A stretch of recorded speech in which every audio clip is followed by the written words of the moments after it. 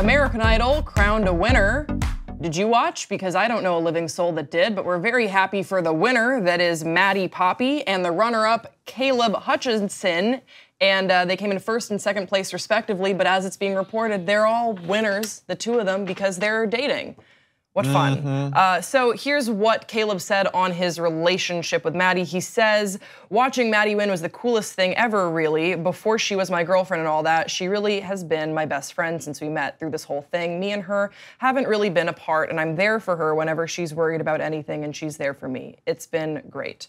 And Madde wanted to stay a little more quiet about the relationship, just sinking in her win, which is very exciting for sure. She says, we need to collab for sure, on the tour, maybe. So, yay for them. How secret was this relationship? Because it's being billed as like this huge secret. The show didn't like play it up or anything throughout the season. I mean, we wouldn't know. No, I mean, this is, it reeks of like a publicity scheme. Yeah, I mean, and of they did it the first season with American Idol as well, and it was very effective. They had from Justin to Kelly, where they were sort of, they made a movie. Yeah, they totally cashed in, and I think that they're sort of looking to recreate that with the new iteration of American Idol. I know that some people are fans of the show, and I respect that for sure. I just don't.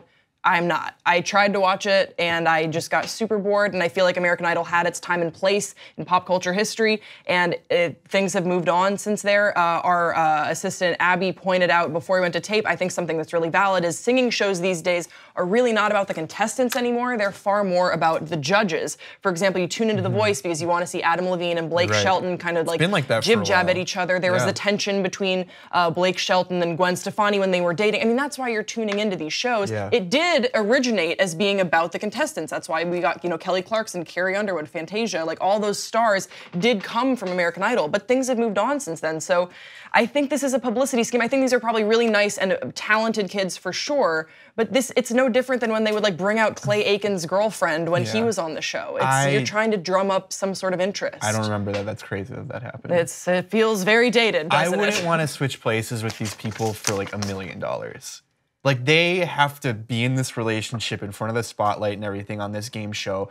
All this pressure. How much time do you give them that they're going to be together? How much longer? Well, I don't know. What are they, like 19, 20 years old? They are young, 19 and 20. Caleb is 19 and Madde is 20. So yeah, they're young. But I think it's less about that. I think it's more about it hasn't really been proven that these singing shows of late can really turn a star from their contestants. I think the only thing that comes to mind is Javaya from The Four has been the most recent example of someone who's been able to transcend a singing competition, and she didn't even win. Ruben stuttered.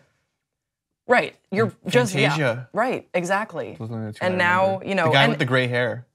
Oh my gosh, Taylor Hicks. Yeah, Taylor Hicks. And you hope better for them. I'm just kind of cynical on singing competition shows. Recently, I know that when they started it was different, but it's a whole different sort of social economy and social media economy. And also, American Idol owns Madde for a while now. Like, they own all of that.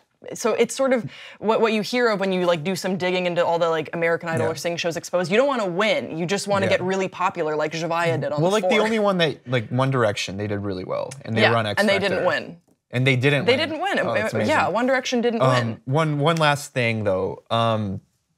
What could you see yourself dating someone in a competition like this, and how would you react with your significant other? I actually really can understand getting close to someone when it's in such a crazy experience and it's so hyper unrealistic and so distanced from reality. I understand growing close to someone, trying to find someone that can relate to that. So I don't think that it's necessarily inorganic, but I think that the story being blown up the way that it has been is absolutely a publicity scheme. I think they probably do have a friendship and some sort of a relationship with each other. I'm not doubting that whatsoever. I just think that it does reek of a publicist being like, ooh, this smells like money.